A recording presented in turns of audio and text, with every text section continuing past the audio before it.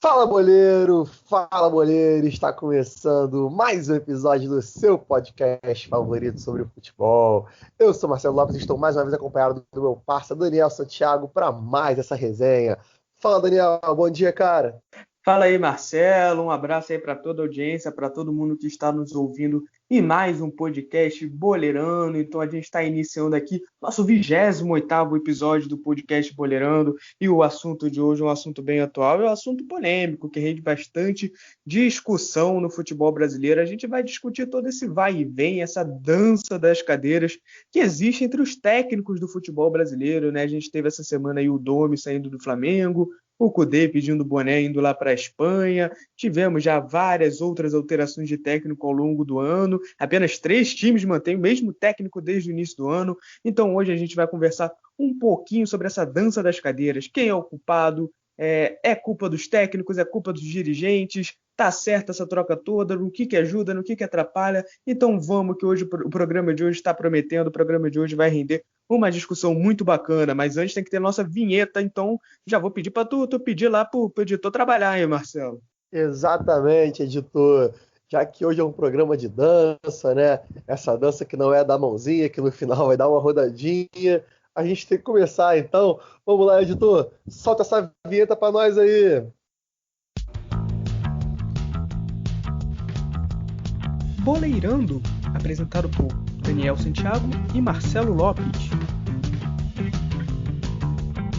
Essa semana, então, tivemos algumas trocas de técnico bem polêmicas aqui no futebol brasileiro. Tivemos a demissão de Domenech Torrent, aí do Flamengo, depois de apenas 3 meses de trabalho, 98 dias no cargo da equipe do Flamengo. Tivemos Eduardo Cudê pedindo boné, indo embora, abandonando o Internacional, enquanto o Colorado é líder do campeonato. E tivemos a chegada aí do Rogério Ceni saindo do Fortaleza, né?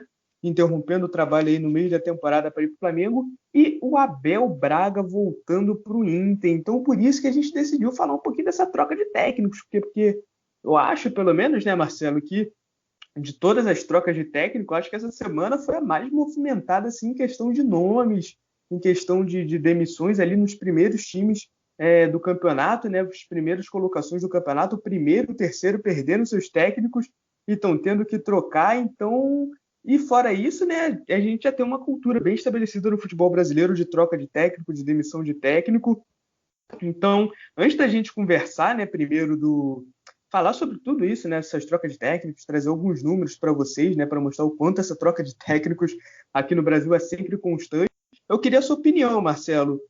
Primeiro sobre a demissão do Domi, né, e a chegada do Ceni, e depois sobre o Kudê pedindo boné, pedindo para sair no meio do campeonato, enquanto ele está em primeiro, para assumir.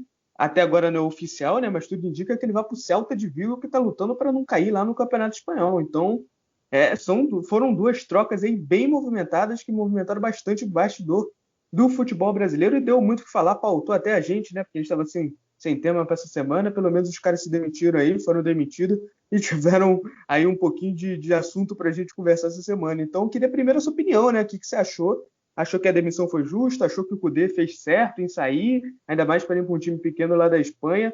O espaço é todo seu, Marcelão.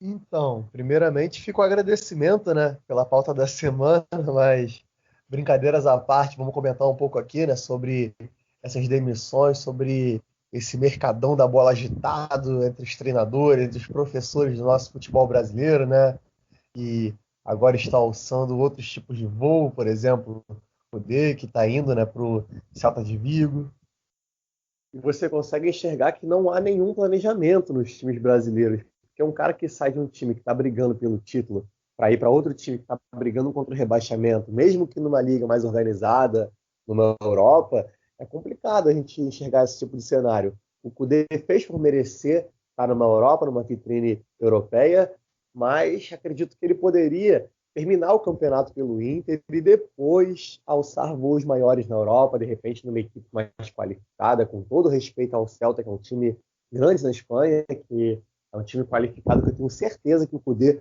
com a capacidade dele, com todo o profissionalismo que ele tem, metodologia, ele vai conseguir tirar o Celta dessa situação, e o Celta mesmo tem um time capaz disso, tem times muito piores na Liga Espanhola, com todo respeito ao campeonato, E acredito que a decisão dele foi equivocada. No lugar dele, não faria isso. Mas, enfim, ele teve seus motivos. Ele já tinha atrito com a diretoria do Inter, é bom lembrar isso aí. Ele pedia reforços incessantemente, não era atendido. Por questões financeiras, obviamente, né? A pandemia quebrou muito a maioria dos times do futebol brasileiro, para não dizer todos.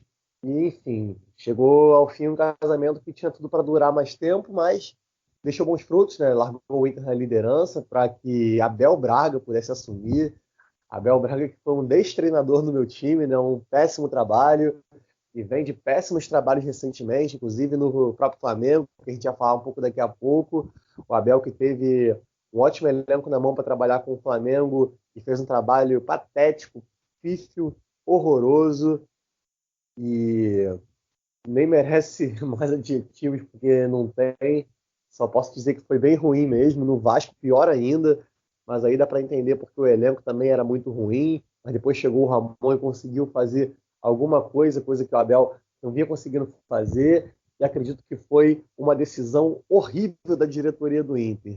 Tinha nomes piores para contratar? Tinha. Celso Roth seria pior. O Cristóvão Borges seria pior. Mas, pelo amor de Deus, diretoria do Inter. Abel Braga, que não faz um bom trabalho desde o ano de 2012, trabalho consolidado, no caso, acho que o Inter pensou pequeno e isso vai custar a briga pelo título brasileiro e o próprio título, porque eu apontei o Inter do Cudê como um possível campeão do brasileiro. Também foi o time mais regulado do primeiro turno, o melhor time do primeiro turno, e pelo que vai se desenrolar do cenário, de acordo com essa decisão, acho que vai ser um dos piores do segundo turno, né? Porque não consigo esperar nada de positivo hoje do Abel Braga, que reitero que foi um grande treinador, ganhou tudo, inclusive pelo Internacional, campeão mundial, mas vem de trabalhos muito patéticos e ruins. E sobre a questão do Domenech Torrent, aquele catalão lá, treinou o Flamengo recentemente, eu só posso dizer que a diretoria do Flamengo acertou em fazer a demissão. Era um trabalho que não vinha dando certo. O Domenech Torrent, desde os tempos de New York City, já vinha sofrendo muito defensivamente. É um cara que sofre muitos gols. Então, aqui no Brasil, a gente tem esse imediatismo. Então, não teria como ele pegar um trabalho pela metade, implantar a filosofia de jogo dele vindo de uma pandemia, num cenário em que, tipo, a gente sabe que era complicado suprir a ausência do Jorge Jesus, que fez um grandíssimo trabalho no ano passado, a responsabilidade era muito grande e era algo que, assim, para um treinador que deixou de ser auxiliar recentemente para começar a treinar, ia ser difícil segurar o tranco. O Flamengo realmente deveria ter ido atrás de alguém mais experiente e agora está buscando isso no Rogério Ceni, que não é tão experiente, mas está vindo de um trabalho excelentíssimo no Fortaleza. E vale frisar que o Rogério Ceni fez a mesma coisa no passado com o Fortaleza para ir para o Cruzeiro. Não acho legal quebra de contrato, não acho bacana, mas enfim, vai da opinião de cada um. Como disse o próprio Rogério, é difícil recusar o Flamengo, ainda mais na condição que está hoje, bem estruturado, com um projeto de futebol muito bom, uma perspectiva de carreira incrível. Então, eu posso dizer que pouquíssimos treinadores no mundo hoje recusariam o Flamengo. Treinadores assim, brasileiros, treinadores que não têm esse status de estar no primeiro escalão do futebol mundial. Mas treinadores sul-americanos, principalmente, e, como eu disse, brazucas, não recusariam esse convite, porque o Flamengo está muito bem estruturado. Acertou em contratar o Rogério, é um treinador de qualidade ímpar, é muito bom, é um ótimo gestor, estrategista, e tenho certeza que tem tudo para dar certo no Flamengo. Agora só o tempo dirá, né, Daniel? Exatamente, agora só o tempo dirá. Eu vou começar falando aqui agora, já pegando esse assunto do Flamengo, porque eu tenho minhas ressalvas quando um time que está em terceiro colocado no Brasileirão, está dentro da Libertadores, está na Copa do Brasil e chega e decide romper assim, um trabalho. Eu não sei se um trabalho de 90 dias é o suficiente para você realmente demitir um cara que não estava mal. Sim, teve essas duas derrotas aí para mim que foram pífias, foram dois rendimentos do Flamengo horríveis, mas o Flamengo vinha de 8 jogos, 9 jogos sem perder, conseguindo se manter lá em cima no Campeonato Brasileiro. Então, acho que, não sei se a palavra errar é a palavra certa para demitir, até porque essas duas goleadas, realmente a torcida sente muito, é algo totalmente vexatório. mas não sei se dava para esperar um pouco mais, porque o trabalho que o Torrano estava fazendo estava rendendo resultados, o Flamengo estava em terceiro. Cara, a gente tem que lembrar, cara, que nem todo mundo vai fazer a mesma coisa que o Jorge Jesus fez ano passado, fazer 91 pontos no Campeonato Brasileiro é uma coisa totalmente aleatória, é uma coisa que vai acontecer, sei lá, daqui não sei quantos anos de novo. E o Flamengo não pode ficar achando que isso vai acontecer todo ano, que todo ano vai jogar um futebol mágico e não sei o quê. E, cara, tem outros times no Campeonato Brasileiro. O Atlético Mineiro também se reforçou muito. O time do Internacional está mostrando na bola também que tem um baita de um time. Então não vai ser sempre que o Flamengo vai dar show, que o Flamengo vai realmente entrar em campo e decidir tudo, passar por cima de todo mundo. Então, não sei se essa demissão, assim, com apenas 3 meses de trabalho, um cara que estava vindo lá de fora, a gente pode discutir se a contratação foi acertada ou não, né? No caso, o Flamengo teve várias opções, né?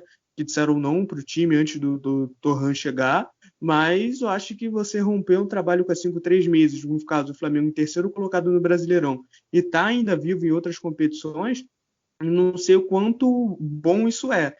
Para mim acertou, pelo menos, né, nisso acertou ao contratar um substituto. Acho que o Rogério Ceni sim é um técnico muito promissor, um técnico que acho que vai render bastante frutos no futebol brasileiro aí com o passar do tempo. Fez um ótimo trabalho no time do Fortaleza, que olha, para mim, vendo assim nomes, né, o time do Fortaleza é um timezinho bem fraco, né? E com nomes ali que já passaram por outros times do futebol brasileiro que renderam muito pouco, e o Rogério Ceni conseguiu levar o Fortaleza no passado um nono colocação, conseguiu Copa do Nordeste, conseguiu o Bi-Cearense, conseguiu a Série B. Então, para mim, fez um baita no trabalho. Teve aquele problema lá no Cruzeiro e tal. Para mim, o grande erro do Rogério ao sair no trabalho no meio do campeonato foi ir por Cruzeiro, porque naquela situação a gente viu que o Cruzeiro já estava muito mal, mas hoje ele não erra em sair do Fortaleza para ir para o Flamengo, né?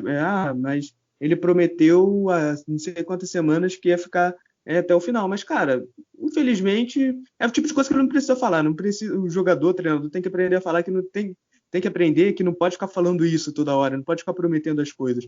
Porque eu acho que ele não imaginava que o cara do Flamengo ia ser demitido e ia contratar ele, porque é algo meio óbvio. Eu estou no Fortaleza, chega o Flamengo, que hoje é a potência financeira, a potência técnica, e vem me contratar, é óbvio que eu vou sair, vou para lá, vou tentar sorte, porque é a oportunidade da minha carreira, né? Mas eu acho que foi uma decisão muito bem acertada do Ceni em aceitar e do Flamengo em buscar o Rogério Ceni, que para mim é um treinador que vai render bastante frutos. No caso do Internacional, eu acho que o Cudê fez uma opção muito burra. Mas não teve o atrito com a diretoria. Mas eles me prometeram, não cumpriram. Dane-se, cara. Você está saindo de um time que poderia ser campeão brasileiro, que poderia levar o seu patamar, inclusive, para a Europa, para pegar um time fraco que está lutando para não cair dentro do Campeonato Espanhol. Um time sem tradição nenhuma ali dentro da Espanha, um time que de vez em quando belisca ali uma primeira parte de tabela, e se você fosse campeão brasileiro no Inter, você poderia chegar numa Europa alçando outros times melhores, inclusive dentro da própria Espanha. Então, para mim, o Cudê fez uma opção muito ruim de trabalho. Para mim, mas os caras cumpriram, não prometeram, a diretoria fritou.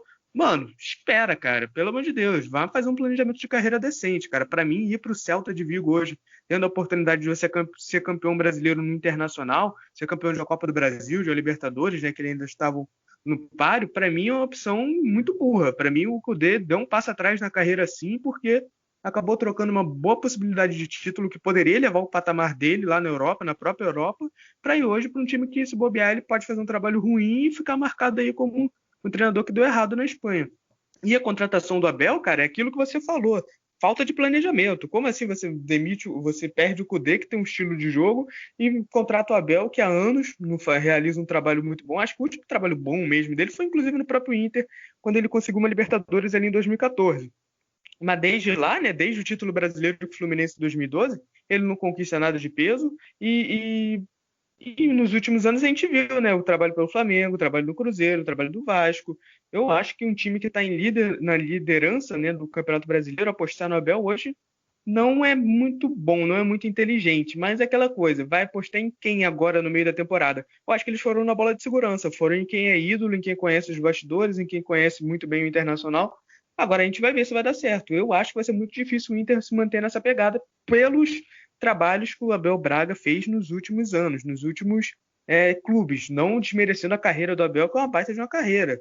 Mas nos últimos anos é a mesma coisa que a gente fala do Luxemburgo, é a mesma coisa que a gente fala de Filipão. Nos últimos anos, tem tido mais trabalhos ruins, né, trabalhos que não alcançaram títulos, do que trabalhos que realmente foram prazerosos de se ver, times realmente constantes, que conquistaram vários títulos. Então, nesses dois casos, né, dessas demissões dessa semana, para mim essas são minhas opiniões.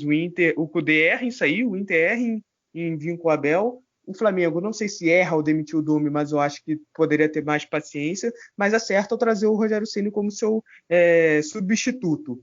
Mas, já que a gente está falando dessas duas demissões, né, o nosso programa não seria pautado só em falar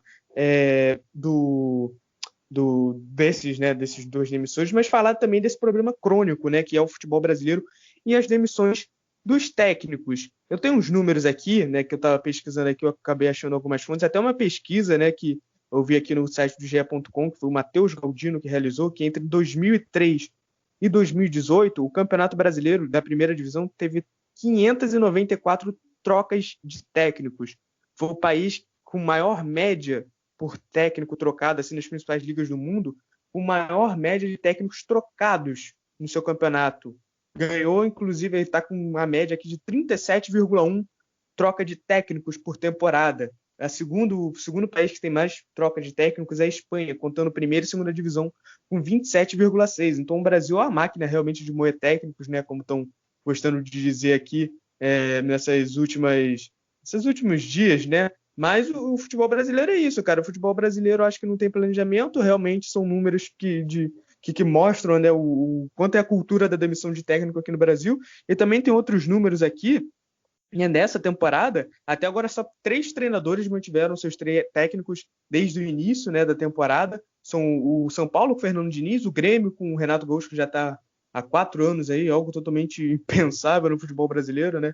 E o Fluminense com o Odair Hellmann. De resto, todos os times da Série A já trocaram de técnico, alguns 2, 3 vezes. E no Campeonato Brasileiro, só no Campeonato Brasileiro, apenas 6 clubes não trocaram de técnico, além desses outros 3, o Atlético Mineiro com o São Paulo, o Santos com o Cuca e o Ceará com o Guto Ferreira. Então, o Rogério Ceni foi a 26ª troca de técnico entre clubes da Série A. Então, e a 17ª só no Brasileirão, dentro do Brasileirão, né?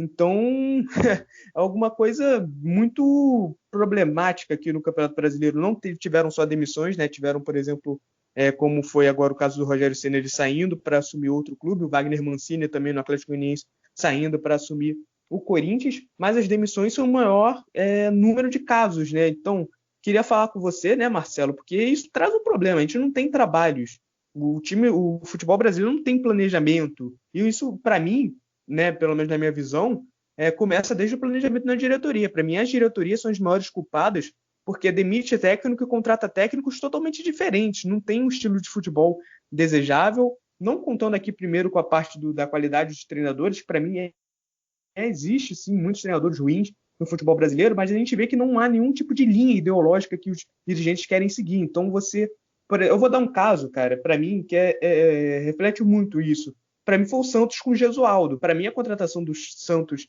contratando o português Gesualdo Ferreira no início do ano se deve única e exclusivamente pelo caso dele ser português e o Jorge Jesus ter feito um baita trabalho na equipe do Flamengo. Para mim o Santos não teve linha ideológica nenhuma, porque o Gesualdo Ferreira nem era mais treinador, ele já estava como comentarista esportivo lá em Portugal, e trouxeram um cara que não tinha um currículo também lá de grandes coisas, e para mim foi único exclusivamente porque ele era português. O dirigente pode falar, não, teve um estudo, para mim não teve nada. Para mim, contrataram ele único exclusivamente porque era português, o que mostra que não tem planejamento no futebol brasileiro. E a gente tem outras demissões aqui de técnicos que demite um técnico que tinha uma linha de raciocínio e contrata outro totalmente diferente no meio da temporada. E acha que ele vai fazer milagre. Então, o futebol brasileiro tem virado, não, já há muito tempo, né? Essa máquina de moer técnicos, entre aspas, e que, para mim, começa o problema desde o planejamento do futebol, porque, para mim, não há planejamento dentro da diretoria, não há estudo, né, de modelo de jogo, de filosofia de jogo, e também não há paciência, né? Porque as primeiras 3 derrotas seguidas que o técnico tem, já vamos demitir, já vamos trocar. Fui goleado 2 vezes, vamos trocar porque o trabalho deu todo errado, mesmo estando com 60% de aproveitamento e tendo lá em cima na tabela, então vamos trocar tudo, vamos acabar com tudo. Para mim, esse é um dos principais erros cometidos no futebol brasileiro, para que haja tantas demissões de técnicos assim. E você, Marcelo, o que tu acha desse assunto que tem bastante vertente, né? Tem bastante coisa para a gente falar. Então, esse é só um tópico que eu explorei. Se você tiver outros tópicos aí, pode falar. Eu concordo com a tua opinião, porque exatamente o erro está na raiz, é na parte da organização, da administração, porque falta muito essa questão, sabe? Esse tato com o treinador, de tipo, você sentar e conversar antes de fechar o contrato, para poder entender a metodologia do cara, como ele vai trabalhar, o que ele pretende, para que você não dê um tiro no escuro. Porque se você contrata sem saber as pretensões, sem saber o método, você acaba ficando refém de algo que não está na sua alçada. E os treinadores são as próprias vítimas disso, porque não é culpa do cara se o clube contratou ele com uma pretensão, sendo que ele tem outra, entendeu? Tem que ser algo alinhado, tem que ser algo que é igual entre as partes. Por isso que eu acho importante a conversa antes de assinar o contrato. E os clubes parece que não fazem isso. Por exemplo, será que rolou uma conversa com o Abel, assim, de forma clara, incisiva, antes de assinar o contrato? Não rolou. Foi por telefone. Depois ele foi para lá para assumir o time porque o Cudê acabou de ir embora. Será que com o Rogério rolou essa conversa ou só mandaram ele vir por dia para assinar o contrato? A gente não sabe. É um problema que está muito na raiz mesmo. É algo que é realmente enraizado no futebol brasileiro, essa cultura que para mim é patética. Você tem que deixar o tempo para o cara trabalhar, ainda mais quando você vê que é um trabalho que pode dar frutos, é um trabalho que você conseguiu conversar antes e entender o pensamento do cara, a metodologia dele e como ele enxerga o futebol de modo geral, como ele quer trabalhar. E é importante que tenha esse tipo de contato entre o profissional e o empregador, né? O empregador e o empregado, no caso. Porque é nada mais que um emprego. Os caras não são treinadores de futebol. Eles estão treinadores de futebol, têm as suas convicções, têm o seu método, o seu modo de trabalhar e tem que ser explorado de acordo com o que o clube deseja para aquele momento. Se não for, um abraço, tchau e benção, procura outro, entendeu? Mas aí você nem assina o contrato, não faz o cara perder o tempo dele, não faz o cara se mudar para sua cidade para ele ficar, sei lá, um mês, disputar 3 jogos, ou 2 meses, disputar 4, 5 jogos, e depois ir embora, que acontece muito aqui no futebol brasileiro. E outra coisa também que eu acho bacana citar, que eu vejo acontecer muito, mas o tempo todo, e sempre aconteceu, desde que eu me entendo por gente, é que o torcedor brasileiro é muito imediatista, ele quer o resultado imediato, e resultadista também, porque olha só para o resultado, olha só para o número ali, não olha para o contexto, para o trabalho sendo feito.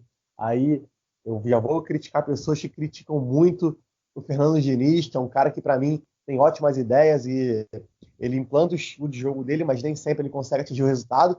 Mas você vê hoje o São Paulo já com um padrão de jogo muito bom, porque deram tempo para ele trabalhar, não demitiram o cara lá atrás, quando ele teve resultados que realmente, aqui no futebol brasileiro, já são passíveis de demissão. Então, um elogio aí para o Raí, que manteve o cara, que acreditou no trabalho, porque isso é muito, mas muito, muito raro. Quando o Jorge Jesus, ano passado, assumiu o Flamengo, ele foi eliminado na Copa do Brasil para o Atlético Paranaense, ele perdeu o jogo de ida para o Emelec nas oitavas de final da Libertadores, mas mantiveram o cara. Então, são exemplos que acho que podem ser usados porque são trabalhos que tiveram uma continuidade, tiveram uma constância e depois deram resultado. O Diniz ainda é algo em processo, eu não sei no que vai dar o trabalho do Diniz, mas eu vejo como um trabalho se consolidando, se lapidando, se construindo ao longo do tempo, numa perspectiva que é muito, mas muito rara no futebol brasileiro. Então a gente tem que apontar sim quando acontece, porque é muito difícil de acontecer. É algo muito situacional, é uma situação específica ali daquele momento e, infelizmente, não é regra, é exceção. Eu queria muito que a exceção virasse regra aqui no futebol brasileiro. A gente teria um futebol melhor, porque você vê na Europa trabalhos consolidados, treinadores há anos no cargo. Isso é bom, porque o cara consegue desenvolver o trabalho dele. E se você vir com o argumento de que o cara não está dando certo, o cara é ruim, mas se você sabia que ele era ruim, você sabia que não ia dar certo pelo modo que ele trabalha, que não se encaixa com a filosofia do clube, por que contratou? Aí que eu volto lá atrás para aquele pensamento que eu falei no início do meu raciocínio. Senta na sala de reuniões e conversa antes. Tenha em mente o que você quer para o seu clube e se aquele cara pode te oferecer isso. E se você vê o trabalho do Filipão no Cruzeiro hoje, que está conseguindo levar o time do Cruzeiro, que com todo respeito é muito ruim, beira o horrível, e ele consegue buscar os resultados, tirou o Cruzeiro da zona e de repente vai até subir para a Série A, que eu acho que vai acontecer, é porque ele teve essa conversa antes. Até aquela que o pessoal fez meme lá, que tinha uma garrafa de uísque na mesa e tal, quando ele fechou o contrato, mas sentaram para conversar e se entenderam, se alinharam. O Filipão, com a experiência dele, pentacampeão mundial, nunca ia aceitar um trabalho hoje, com a idade que ele tem, com tudo que ele já ganhou, com a experiência que ele tem, se não houvesse uma conversa antes, se não houvesse uma reunião de pauta em que eles pudessem se alinhar e ver o que cada um está querendo para o futuro do determinado clube. Então, acho que falta muito isso, organização. O próprio Luxemburgo no Palmeiras, muito incoerente. A contratação barra demissão dele também, porque a gente sabe que contrataram ele com um argumento de renovação, ele estava renovando, rodando os jovens, e depois demitiram ele com o argumento de que, enfim, os resultados não estavam vindo. Então, se você quer renovação, como você quer resultado imediato? É muito incoerente. Muito, muito. Você tem que ter coerência na tua ideia. Eu acho que isso aí não só no futebol como na vida. Se você quer aquilo, você tem que entender que é um processo, você vai passar por um caminho. E nesse caminho a gente não vai ganhar todas. Vai perder, vai empatar. E a derrota, muitas das vezes, ela é muito mais importante que a vitória, porque ela vai ensinar você que nesse caminho não vai ser fácil. Você vai passar por obstáculos, que não vai ser um processo tranquilo o tempo todo, que vai ser árduo, mas que lá na frente vai dar resultado. Então, acho que falta muito essa questão da organização mesmo e planejamento nos times de modo geral aqui no futebol brasileiro, Daniel. E já que eu sou o cara dos números, né, eu gosto sempre de trazer números, ilustrar os números, eu vou colocar aqui as trocas de técnicos de alguns clubes, né, nesse século XXI. O Flamengo, né, com essa troca de técnico, chegou a sua troca de número 45, sendo que foram 29 treinadores diferentes, né? Então, dentre essas 45 trocas, foram 29 treinadores, 45 trocas de técnicos só nesse século. O Vasco teve 43, o Fluminense teve 39, o Botafogo teve 37, o Atlético Mineiro teve 38, né? Acabei invertendo aqui. O Inter, né, com essa troca, teve 35. Então, só alguns números de quantas trocas de técnico tiveram no futebol brasileiro só nesse século, e às vezes com o mesmo treinador. Então, a gente está vendo aí o Abel indo para sua 7ª passagem pelo Inter. Então, olha só, cara, que coisa louca, porque às vezes o time vai nesse ciclo vicioso, cara. Ele demite um cara e aí daqui a 3 anos ou daqui a 2 anos esse cara está sendo contratado de novo. Então a gente vê que não tem planejamento, que não tem nenhum tipo de organização.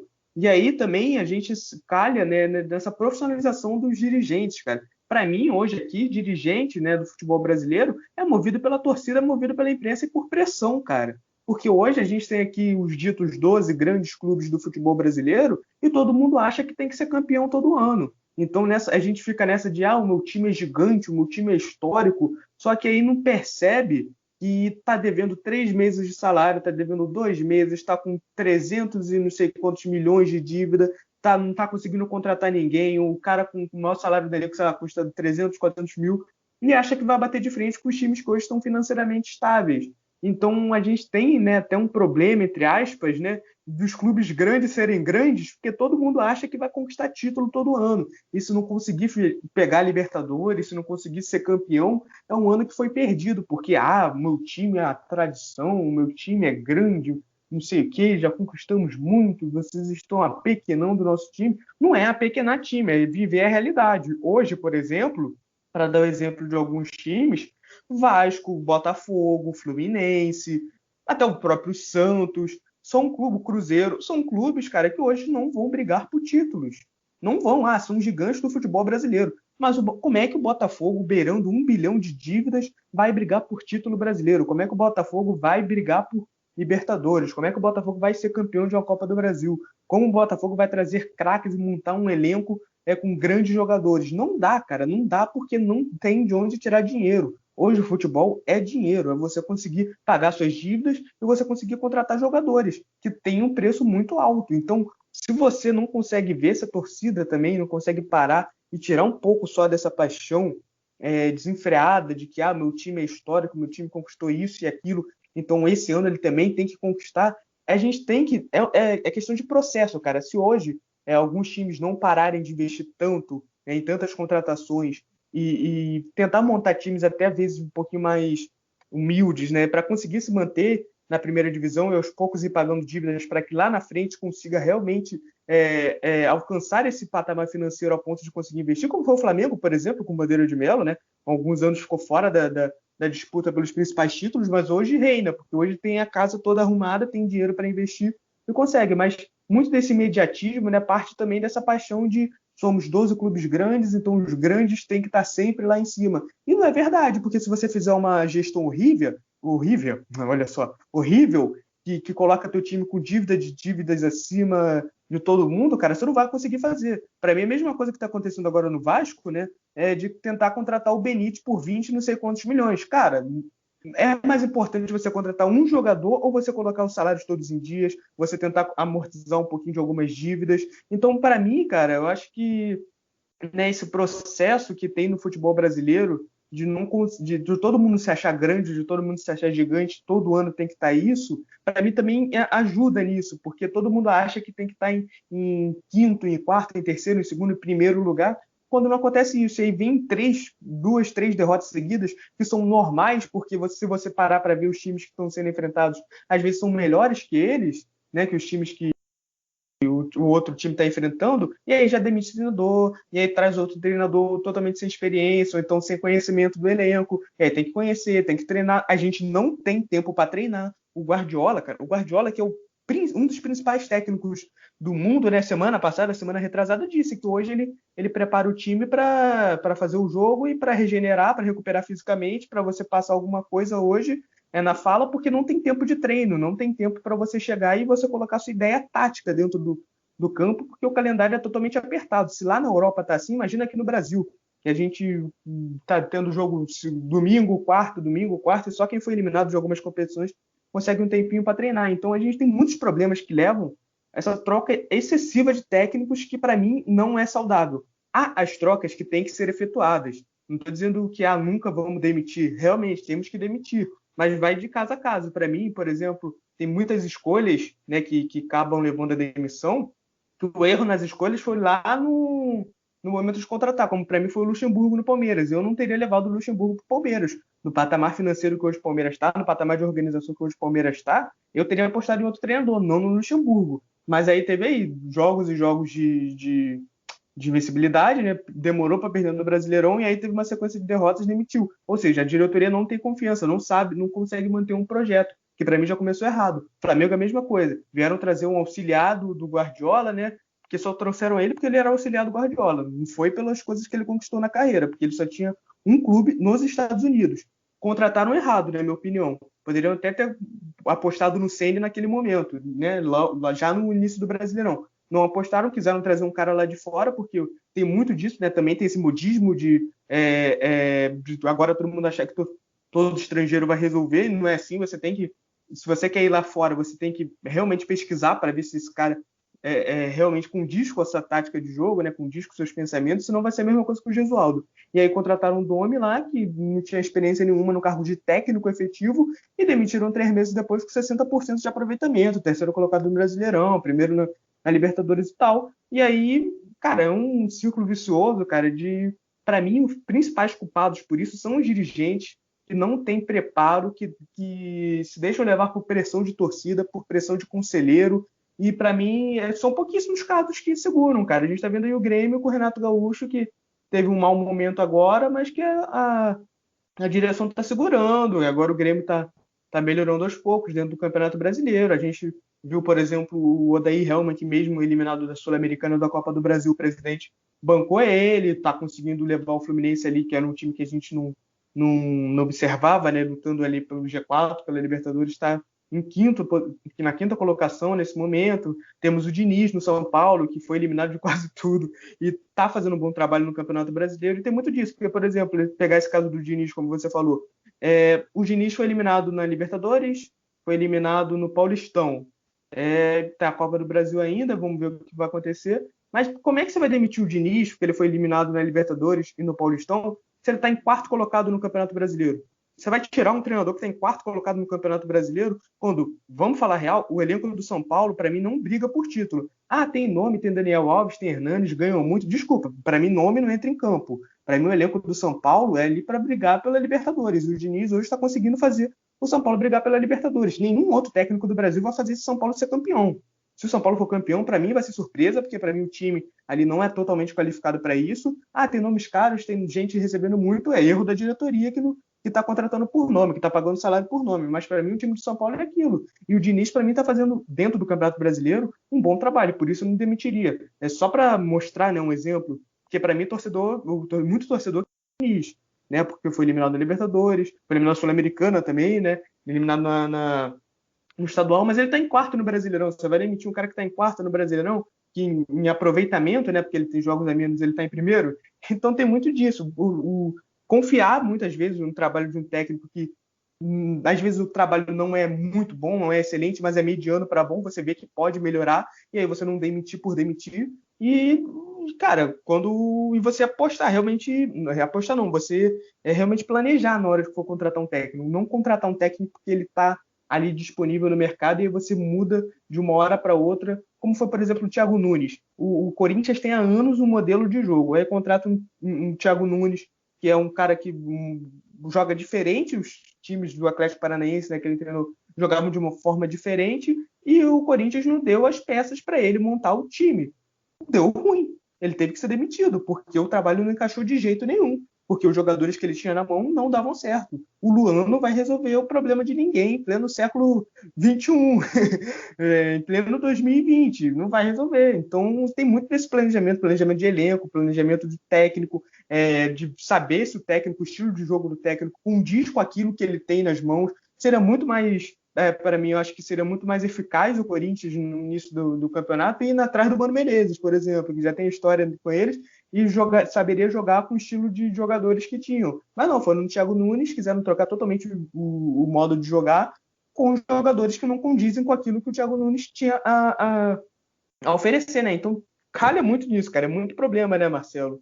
De alguns dirigentes totalmente fora da realidade, que acham que só porque o time é grande ele vai estar lá em cima e aí já demite nos primeiros resultados. Tem pressão de torcida, tem também a falta de tempo para treinar. E a gente nem chegou a comentar, né, o caso de treinador que acaba interrompendo trabalho no meio. Mas para mim ficar atacando o treinador que interrompe trabalho no meio, para mim são de menos, porque é meio que uma vingança deles, porque é muito mais demissão de treinador, às vezes com 1 mês, com 2 meses de trabalho, do que treinador saindo no meio de um contrato. Então, para mim, não tem nem o que apontar dedo na cara do Ceni, apontar dedo na cara do Mancini. Eu acho que se eles acham que o projeto de carreira deles é o melhor para eles, beleza, porque, cara, ninguém tem pena com o treinador. Se for para demitir, vai demitir. Então, se o cara acha que vai ter alguma coisa melhor para ele, que vá embora e que vá buscar alguma coisa que seja melhor para ele, como foi o caso desses dois, né? Tem muitos outros casos. Por exemplo, até o próprio Abel Ferreira, que está chegando aí no Palmeiras, abandonou o Paok no meio do contrato, mas ele achou que o projeto era melhor para o Palmeiras, né? Então, acho que o treinador também não tem. O torcedor também não tem muita moral para ficar apontando o dedo na cara do técnico só porque ele reclama de falta de tempo e aí depois sai. Porque para mim, a qualquer momento ele ia sair, de qualquer jeito. Não existe esse negócio de projeto a longo prazo aqui no Brasil, não. 3 derrotas seguidas, tá todo mundo demitido, tá todo mundo ruim, e aí depois contrata tudo errado também. E a gente vai continuar assim porque o futebol brasileiro não vai mudar, não. Não em 5, 10 anos. Isso é uma coisa de muito mais longo prazo. É você renovar dirigente, é você renovar o futebol brasileiro, é você renovar a mente de muita gente. Esse tipo de trabalho aí é muito longo prazo. Enquanto ainda a gente tiver essa velha guarda aí de dirigentes no futebol brasileiro, a gente não vai mudar isso não, Marcelo. Concordo plenamente com você e também acho que o torcedor não tem que ficar apontando o dedo para ninguém, até porque é muito hipocrisia você apontar o dedo para outra pessoa quando você não vive aquela realidade, você não está no dia a dia ali, não sabe se aquela pessoa está, né, almejando outro tipo de coisa, enfim. Acho que isso vai de cada um, é muito interpretativo, é muito pessoal e ninguém tem que ficar opinando, não. A gente pode, assim, até na real opinar mesmo, mas não julgar.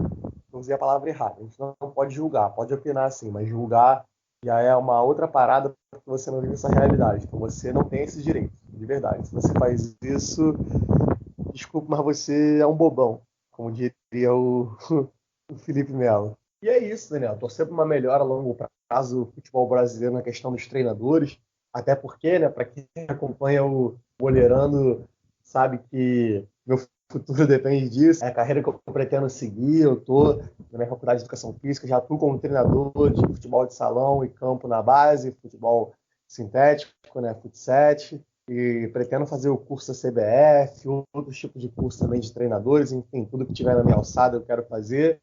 E pretendo que quando eu chegar lá, né, no profissional, as coisas melhorem, né, para que não saia prejudicado, minha classe não saia cada vez mais prejudicada. Eu, quando comecei, né, a trabalhar de fato na função, tive uma sensibilidade muito maior do que o torcedor comum tem, então eu consigo também olhar hoje pela perspectiva do cara. O Daniel também acredito que, mesmo não trabalhando na área de fato ali dentro do campo, mas trabalha acompanhando, ele sabe como é também. Então a gente tem que enxergar muito o lado profissional, tem que enxergar que tem um profissional ali, sabe? Muita gente não enxerga isso, muito torcedor. Eu já fiz isso também, quando era tipo apenas torcedor. Então a gente perde a cabeça mesmo, se estressa e muitas vezes é injusto com o cara. Então só peço isso, torcedor, seja mais justo, seja muito mais justo com o trabalhador, porque é o ganha-pão do cara, ele tá ali, assim como você está no seu trabalho. Então não é legal se eu chegar no seu trabalho, se você for, sei lá, dentista e você tá lá fazendo uma obturação e chegar, pô, cara, tá errado, coloca o dente mais para a esquerda, você mexeu errado no dente. Enfim, vamos lá, né? Essa é a minha opinião sobre isso. Infelizmente, estamos chegando no final do nosso programa. Queria agradecer a todos vocês que têm nos acompanhado, a vocês que assistiram o programa de hoje, que nos assistem semanalmente. Aguardem as novidades que vão vir por aí.